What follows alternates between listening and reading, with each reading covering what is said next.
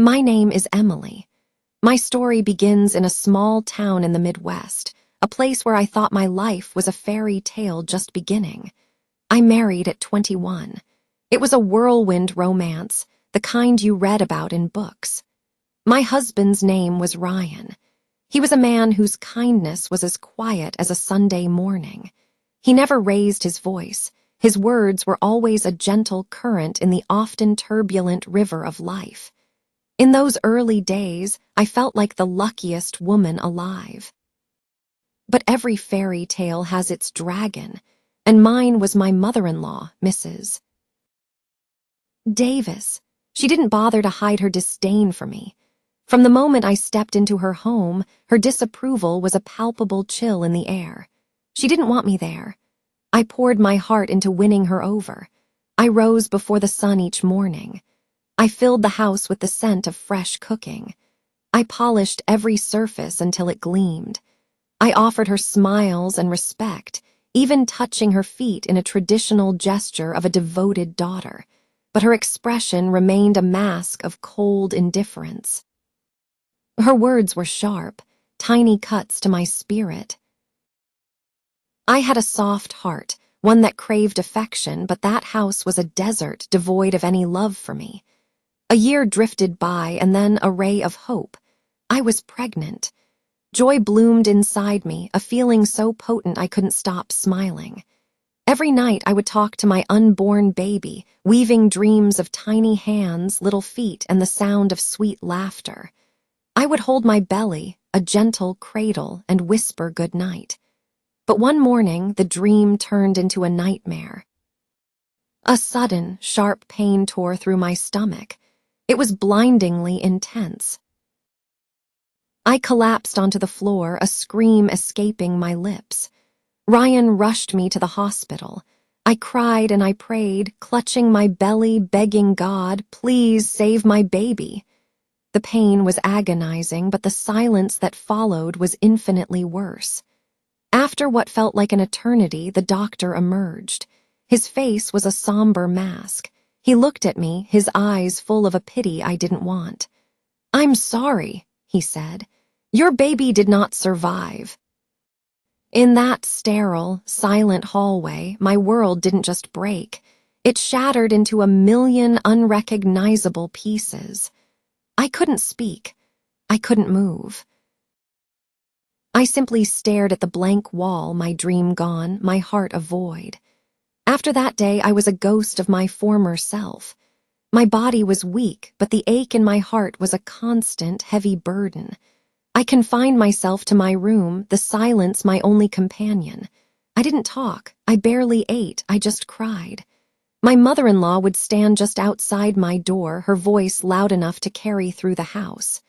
"She's bad luck," she'd proclaim. "She brought death into our family." Her words were daggers, twisting in a wound that would not heal. I waited for someone to comfort me, for Ryan to hold me and tell me it wasn't my fault. But no one came. Ryan stopped asking how I was. He stopped sitting with me. He would walk past my room as if I were a piece of furniture. I was disintegrating, and he didn't even seem to notice. One night, Ryan finally entered the room. A flicker of hope ignited within me. I thought he would hold me, offer some kindness. Instead, he looked at me with cold, distant eyes and said, "Maybe you're just not meant to be a mother." The flicker of hope died. My heart, already broken, fractured into even smaller pieces. I sobbed into my pillow all night, asking God, "Why me?" The house felt suffocating. The air was heavy with unspoken blame. Every creak of the floorboards amplified my misery. Days turned into weeks. I saw countless doctors, took every medicine they prescribed, and prayed with desperate fervor every night. I begged the universe for a second chance, but nothing changed. I never got pregnant again. Then came the evening that sealed my fate. We were at the dinner table, the silence thick and uncomfortable. Suddenly, Mrs. Davis spoke, her voice ringing with cruelty. She will never give us a child. She is useless. No one defended me, not even Ryan. I felt myself shrink, becoming small and insignificant. I fled to my room, locked the door, and collapsed, crying until my body ached and I couldn't breathe. I stared at my empty hands, asking, "What is wrong with me?" I felt like a failure, an incomplete woman with no place in that home. No one came to check on me. I was utterly alone in my pain, completely invisible. The final blow came without warning. One morning, Mrs. Davis delivered a monstrous lie. She told Ryan that I didn't want a baby, that I was seeing someone else. It was a vicious, calculated falsehood, but Ryan, my husband, believed her instantly. He looked at me with pure contempt. He didn't ask for my side. He didn't trust me. He just delivered the verdict. "I want a divorce. Leave this house today." I stood frozen, the words echoing in the silent room. My hands began to tremble. I tried to speak, but no sound came out. Slowly, mechanically, I packed my small bag with the few clothes I owned. My heart was a lead weight in my chest. I was being thrown out like garbage. Just like that, my life as I knew it was over. I walked out of that house with nowhere to go. I had no family, no real friends to turn to. I was adrift in the world. I found a tiny room on a quiet street, paying the rent with the last of my savings. There was no bed, just a thin mattress on the cold floor. Every night I would lie there and cry, asking God what I had done to deserve this. I needed to eat. I needed to work. I found a small book cafe nearby, looking for help. I took the job. I spent my days arranging books, cleaning the counter, and serving tea, offering a polite smile to customers while my inner world was in ruins. Then, one quiet afternoon, everything began to shift. A man walked into the cafe. He had a calm demeanor and kind eyes. He ordered a cup of tea and a book about new beginnings. As I handed him the book, he noticed my eyes, red and swollen from crying. "Are you okay?" he asked gently. I tried to answer, but the words caught in my throat, and tears came instead.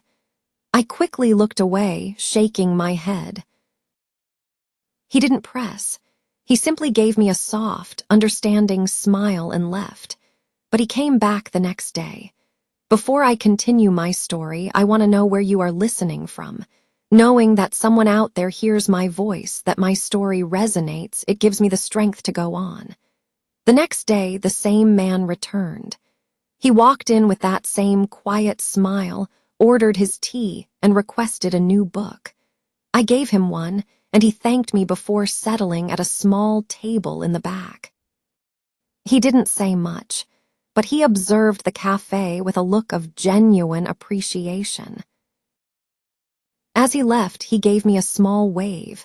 It was a simple gesture, but it felt warm, and for the first time in a long time, I smiled back. He became a daily fixture. Same time, same seat. He would read for an hour, sipping his tea. Sometimes he'd bring a small pastry to share, other times a book from his own collection. He never pried, but his smiles were always kind. One day I found the courage to ask his name. "James," he said. "And you?" "Emily," I replied. We both smiled. From that day, our conversations grew. He told me he was a designer of children's books, working in a studio nearby. I loved that. He said stories were a way for people to heal. His voice was soft, measured, and when he spoke, I felt a sense of peace. For the first time in what felt like a lifetime, I felt safe. James never asked about my past. He didn't try to fix my broken pieces. He simply treated me like a person who mattered. We'd talk about books, or sometimes we'd just sit in a comfortable, peaceful silence. I started to look forward to 4 o'clock every day, the time he would arrive. Weeks turned into months. I began to laugh again, my smiles became more genuine. I started sleeping through the night and eating proper meals. James noticed. "You look better," he commented one day. I simply nodded. I still had moments of sadness, but the tears no longer felt like a crushing weight. They were a gentle cleansing. I hadn't told him about Ryan, the baby, or the crushing pain. I wasn't ready. But a quiet voice in my heart told me that when I was, James would understand. One rainy evening, I was closing the cafe and realized I'd forgotten my umbrella. James was still inside reading. "Let me walk you home," he offered. I hesitated, but then I looked into his gentle eyes and said yes. We walked slowly under his umbrella, the sound of the soft rain a soothing rhythm. My small apartment was only 5 blocks away. We didn't talk much, just shared the space under the umbrella. At my door, he paused. "Good night, Emily," he said. "Good night, James," I whispered, my heart feeling a warmth it hadn't felt in years. After that, we grew closer. James started coming on Sundays. He'd help me carry heavy boxes of books or bring fresh flowers for the cafe's counter. Once he brought a book specifically for me. "This helped me when I felt lost," he said, handing it to me. I took it with both hands. "Thank you," I said softly. That night I opened it. It was a story about a woman who had lost everything and slowly, painstakingly found her way back to the light. I cried as I read, but they were tears of hope. After 6 months, I finally told him everything. My voice trembled as I recounted my marriage, the loss of my baby, the cruelty, the pain. I was terrified he would see me differently, as damaged goods. But he didn't. He just listened, holding my hand, and when I finished, he said, "I'm so sorry you went through that." That was all. No judgment, no advice, just pure, simple kindness. Time went on and James became my best friend. We'd have dinner, go for walks in the park. One day we saw a little boy gleefully feeding pigeons. I smiled wistfully. James looked at me. "Do you want a child someday?" he asked softly. I didn't answer with words, but as I watched the boy, I nodded. James didn't press. He just said, "You'd be a wonderful mother." One evening, James came to the cafe early. He was uncharacteristically quiet, and I could see he was nervous. "Emily," he began, "I've known you for a year now. You are the strongest, kindest person I've ever met. I know you've been hurt deeply. But if you'll let me, I want to be a part of your future." My heart hammered against my ribs. I looked at him, this good, decent man who had seen my pain and had not run away. He had simply walked beside me day after day. A smile broke through my tears. "Yes," I whispered. "Yes, James." 2 months later, we were married. It was a small, intimate ceremony with just a few close friends. No lavish dress, no grand hall, but the room was overflowing with love. I wore a simple white dress and James a soft gray suit. We held hands and exchanged simple, heartfelt vows. We went home to our little apartment, ate cake, and danced in our kitchen. I was happy. For the first time in so many years, I was truly, deeply happy. And then a miracle. I started feeling unwell in the mornings, an overwhelming fatigue settling over me. James joked, "Maybe it's the tea at the cafe." But deep down, I knew. I went to the doctor. After some tests, she returned with a wide smile. "Congratulations," she said. "You're going to be a mother." I covered my face with my hands and wept. But these were tears of joy, bright, warm, and hopeful. I couldn't believe it.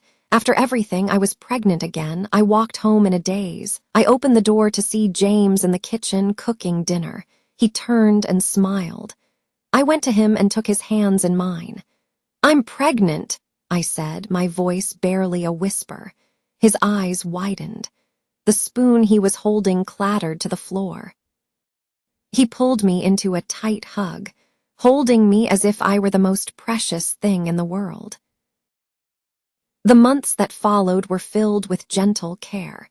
James came to every single doctor's appointment, never letting me go alone.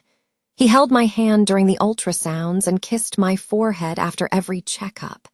He painted the baby's room a soft yellow and spent his evenings reading parenting books aloud. Every night, he'd whisper to my growing belly, "We love you, little one. We can't wait to meet you." Then the day arrived. The pains started early in the morning. James was a pillar of calm. He held my hand all the way to the hospital. As the pain intensified, I cried and screamed, but James never left my side. "You can do this," he repeated, his voice a steady anchor. And then I heard it, a baby's cry, a strong, beautiful, life-affirming sound. I cried too, tears of overwhelming relief and love. The nurse placed our baby in my arms. "It's a boy," she said. I looked into his tiny, shining eyes, touched his perfect fingers, and kissed his soft cheeks. "You are my miracle," I whispered. "You are my light." James sat beside me, kissing my forehead. "Welcome, Leo," he said. "Welcome to our world." We named him Leo James. He was our everything. He cried at night and smiled in his sleep, and I would stay awake just to watch him breathe. My arms, once so empty, were now full. My heart, once a void, was now overflowing. Our home was warm again, filled not with pain, but with hope. James was the most incredible father. He changed diapers, prepared bottles, and sang off-key lullabies. Every time Leo laughed, James's laugh was louder. We were a family, a real, loving family. One afternoon, when Leo was 4, we were waiting at a bus stop. The sun was warm, and Leo was holding my hand, singing a little song he'd made up. I was smiling at him when I heard a voice call my name. "Emily." I turned, and my heart skipped a beat. It was Ryan. He looked older, thinner, with tired eyes. He stared at me, then his gaze fell to Leo. Is he your son?" he asked. I nodded. "Yes," I said calmly. "He's my son." Ryan looked like he wanted to say more, but the words wouldn't come. He just looked at the ground. "You look happy," he finally managed. I didn't need to answer. My face said everything. Just then, Leo tugged my hand. "Mama, the bus is here." I smiled down at him. "Let's go, sweetheart." I glanced at Ryan one last time. His eyes were filled with a profound regret, but I felt no pain. I felt no anger. I just felt peace. I had moved on. I had grown. I had everything I would ever need. We boarded the bus. Leo pressed his face against the window, chattering about the world outside. I sat beside him, looking at his small, joyful face. His world was one of songs, stories, and endless hugs. He had no idea who that man was, and he didn't need to know. Some truths are too heavy for small hearts, and some stories are best left in the past. When we got home, I sat quietly, reflecting on my journey. All the years, the pain, the tears. I thought about the cold, silent house I once called home. I remembered the words that broke me, the lonely nights, the mornings I wished would never come. Then I looked around my current home. It was small but filled with love. Toys were scattered on the floor, books piled on the table. James was making tea in the kitchen, and Leo was happily drawing on the wall with a crayon. My life had changed, not in a flash, but slowly, step by step. I still carried scars, but they no longer ached. They were just reminders of how far I had come, how much I had survived, and how strong I had become. One day, while walking with Leo, I saw a young woman behind the counter of a small shop. Her eyes were red. She looked exhausted. She looked just like I had all those years ago. I wanted to say something, but I didn't know what, so I just smiled at her. A small, soft smile. She didn't smile back, but I saw something shift in her eyes for a fleeting second. Maybe in that moment she felt a little less alone. That evening I told James, there are so many women like me out there. Women who have lost everything, who are called unlucky, who are blamed for things that are not their fault. He looked at me and nodded. "Yes," he said, "there are." I want to help them, I said, a new purpose forming in my heart. I don't know how yet, but I want to. James didn't question me. He just said, then let's help them. I started small. I asked the owner of the book cafe if I could use a corner of the space for a few hours each week. She agreed, so on Saturday mornings I placed a small, simple sign outside. You are not alone, come in, sit, talk, no judgment, just tea and peace. The first week nobody came. I sat alone with 2 cups of tea and a plate of biscuits. But the second week a woman hesitantly walked in. She sat across from me and didn't speak a word, she just cried. I reached out and held her hand. After a long time she whispered, "Thank you." And that was enough. Week by week, more women came. They were young and old, from all walks of life. They all carried their own pain, and they all needed a soft place to land. We didn't have much, just a small space, some tea, and our shared stories. But in that little corner, we slowly began to heal together.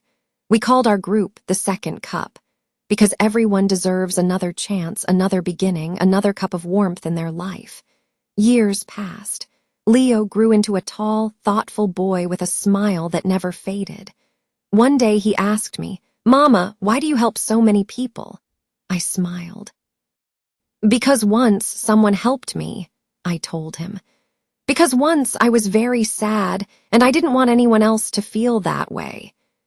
James built new shelves in the cafe, and we filled them with books written by women, poems, letters, and stories of survival. One day I found Leo reading one of them. He looked up at me and said, "You're in here, aren't you?" I laughed. "Maybe a little piece of me," I said. I never heard from Ryan again, and that was okay. He was a chapter of my past that I had firmly closed. I no longer felt hatred or wished him ill.